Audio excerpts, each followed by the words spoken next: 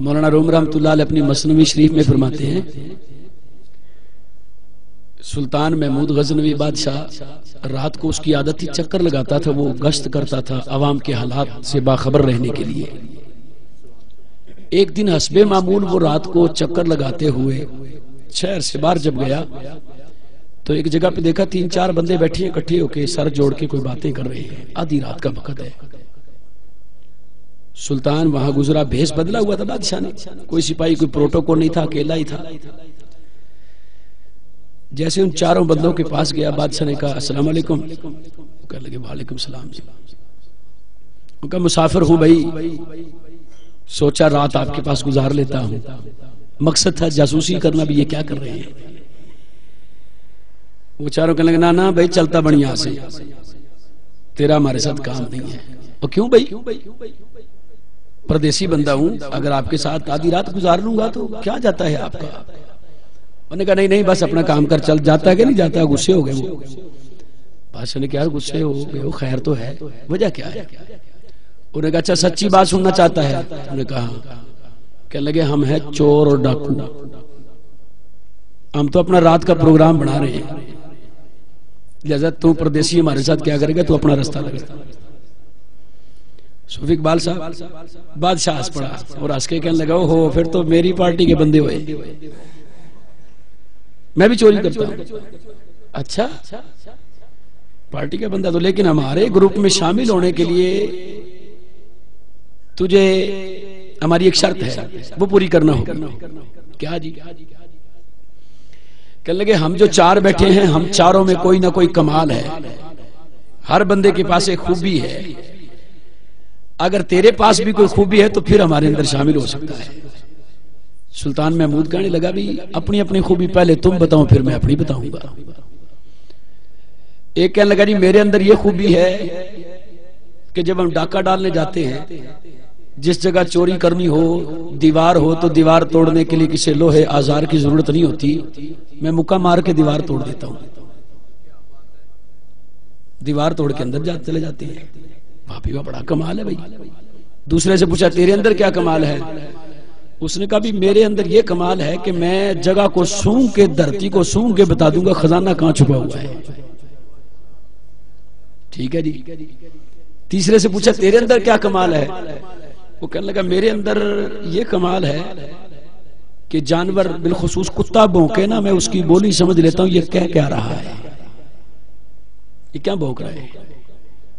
اچھا بھی اب باری آگے چوتھے کہ بھی تیرے اندر کیا کمال ہے؟ اس نے کہا جی کوئی خاص کمال تو نہیں ہے، بس اتنا کمال ہے کہ میں رات کے اندھیرے میں جس کو ایک مرتبہ دیکھ لوں پھر چاہے کتنے سال بعد ہی مجھے ملے میں اسے پہچان لوں گا یہ بندہ کون ہے۔ ساروں نے اپنا اپنا کمال سنا دیا۔ اب آگی بادشاہ کی باری، ہاں بھی تیرے اندر کیا کمال ہے؟ تو اگر چور ڈاکو ہے تیرے اندر کیا کمال ہے ایسا؟ اس نے کہا جی میرے اندر تو تم سب سے بڑا کمال ہے۔ وہ کیا؟ اس نے کہا جی میرے سامنے عدالت کی طرف سے سزا یافتہ مجرم آ جائے، مجرم میرے سامنے آ جائے، میں اپنی داڑھی ہلاؤں گا اور اس کی چھٹی ہو جائے گی، اسے سزا نہیں ہوگی۔ میرے اندر یہ کمال ہے۔ چاروں بڑے خوش ہو گئے، کہنے لگے کام بن گیا بھئی، تیرے جیسا کمال تو کسی کا بھی نہیں ہے، خدا نہ خواستہ جی کتے پکڑے گو تو تین داڑھی ہلاوے گا، اپنی تو جان چھوٹ جائے گی۔ داڑھی تو چاہ لے سے ساڈا کام بن پوسی۔ سونا ٹھیک ہے مہربانی فرماؤ تساں ساڈے رلے شامل تو اساں تو کوئی سرداری دینے۔ چلو جی اب سارے اکٹھے ہو گئے، پروگرام یہ بنا جی ڈکیٹی کہاں کریں آج؟ بادشاہ نے خود ہی کہا آج ایسے کرتے ہیں کیوں نہ سلطان محمود کے محل میں چوری کرتے ہیں، ایک قدم امیر ہو جائیں گے، ایک ہی دفعہ امیر ہو جائیں گے بھائی، بڑی مٹی ملے گی۔ ٹھیک ہے جی پروگرام بن گیا جی۔ اب پانچوں چل پڑے جی چوری کرنے کے لیے۔ دیوار والے نے دیوار توڑی، جس نے سونگ کے بتانا تھا خزانہ کدھر وہ سونگ تھا وہ ادھر لے گیا۔ آگے آگے کتے بھونکنا شروع ہو گئے۔ کتے جو بھونکے نا تو سلطان نے پوچھا اس سے جو کتوں کی بولی جانتا تھا، ہاں بھئی یہ کیا کہہ رہے ہیں؟ کتے دور سے بھونکتے آ رہے تھے، نیڑے آ کے دم ہلانے لگ گئے۔ تو وہ جو کتوں کی بولی سمجھنے والا تھا اس نے پانچوں کی طرف دیکھا، چاروں کی طرف دیکھ کے کہنے لگا بھئی کتے کہہ رہے ہیں بادشاہ تمہارے ساتھ ہے۔ بادشاہ تو تمہارے ساتھ ہے.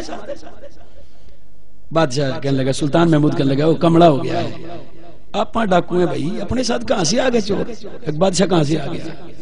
ہم تو سارے کی پارٹی کے کتے ہیں, دھوکہ کھا گئے ہوں گے, جانور ہیں, ایسے ہی کہہ دیا تم بھی مان گیا, بس چھوڑو. بادشاہ نے کتوں کو اشارہ کر دیا, کتے چلے گئے. جب مالک جو ساتھ تھا, سلطان جو ساتھ تھا, کتے بھی چپ کر کے چلے گئے. آگے گئے جی, خزانے والی جگہ پہ پہنچے, خزانہ چوری کیا انہوں نے, مڈی کٹھی کی, گٹھڑی میں باندھی اور چلے گئے. اسی جگہ پہ آ کے سب نے مال آپس میں ڈیوائیڈ کر لیا, برابر برابر تقسیم کر لیا.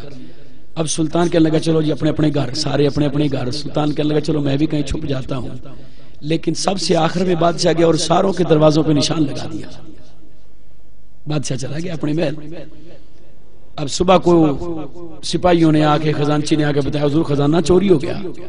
بادشاہ نے کہا کوئی مسئلہ نہیں ہے, یہ فلانے فلانے محلے میں فلانے فلانے گھر ہیں, اس طرح کا نشان لگا ہوا ہے, ان بندوں نے چوری کیا, پکڑ کے لے آؤ. چاروں کو پکڑ کے لے آئے سپاہی, بادشاہ کے سامنے جیسے پیش ہو. اب بادشاہ اپنے اصلی روپ میں تھا, رضوان بھائی, اب اپنی اصلی روپ میں تھا. بادشاہ بن کے سج دج سے تاج سجا کر کے تخت پہ بیٹھا تھا, وزیر مشیر بیٹھے تھے, رات والا حلیہ تو نہیں تھا. اب جناب وہ چاروں کو عدالت کی طرف سے سزا یہ ملی کہ انہوں نے کیونکہ بادشاہ کے ساتھ نمک حرامی کی ہے, لہٰذا ان کو سخت سزا دی جائے, ان کو پھانسی پہ لٹکا دیا جائے. بادشاہ کی سلطنت میں رہتے ہوئے انہوں نے بادشاہ کے گھر چوری کی, تختے پہ لٹکا دو ان کو. چنانچہ ابھی سپاہی ان کو تختے دار کی طرف لے جاتے, وہ جو بندہ تھا نا نظر سے دیکھنے والا, جس کو مولانا روم رحمۃ اللہ نے لفظ یہ دیا ہے کہ جو صاحب نظر تھا. صادق بھائی بس یہی جملہ ہے میرا, وہ جو صاحب نظر تھا اس نے دیکھا غور سے بادشاہ کو, دیکھے کہنے لگا حضور بادشاہ سلامت, اگر جان کی امان پاؤں تو آپ کے کان میں ایک بات کہہ دوں, اکیلے میں آپ سے بات کرنا چاہتا ہوں. سلطان نے کہا ہاں آ جاؤ. بادشاہ کے نیڑا آیا, کان میں آ کے کہنے لگا حضور بس بتیری ہوگی تو داڑھی ہلا دے.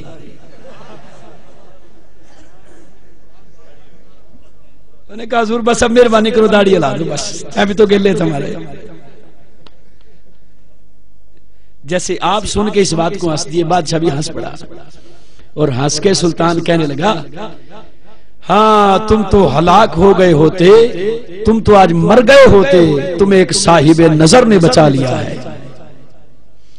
تم تو تباہ و برباد ہو چکے تھے, تمہیں تو تختہ دار تک لے جایا جا چکا تھا. آج اگر بچے ہو تو ایک صاحب نظر سی وجہ سے بچے ہو. اور رب کی عزت کی قسم, جیسے رضوان بھائی کہہ رہے تھے, میں اور آپ تو تباہ ہو گئے تھے, یہ تو مصطفیٰ جان رحمت دنیا میں آ گئے اور رب کو دیکھنے والے صاحب نظر مصطفیٰ آ گئے اور آ کے جہنم کے گڑھے کے قریب سے کھینچ کر کے جنت کا مستحق بنا دیا. سبحان اللہ. اب حضور پر نبوت ختم, حضور خاتم الانبیاء. اب یہ کام ہے ولیوں کے ذمہ, پیران عظام کے ذمہ, مشائخ کرام کے ذمہ.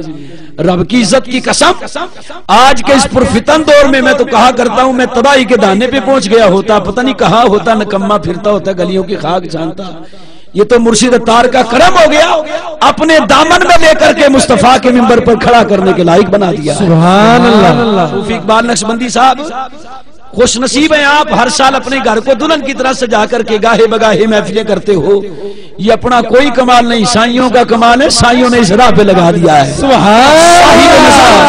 صاحب نظر اللہ کے ولی کامل نے اس راستے پہ لگا دیا ہے, ورنہ اپنے پلے کچھ نہیں تھا. سبحان اللہ. بس بات وہی ہے, جیڑیاں گڈیاں او میاں آپ پہ, جیڑیاں گڈیاں میاں آپ پہ ہی اڑیاں, کدے نہ چڑھنو چاہیاں, او ہوئی گڈیاں چنگیاں اڑیاں جیڑیاں مرشد آپ اڑائیاں.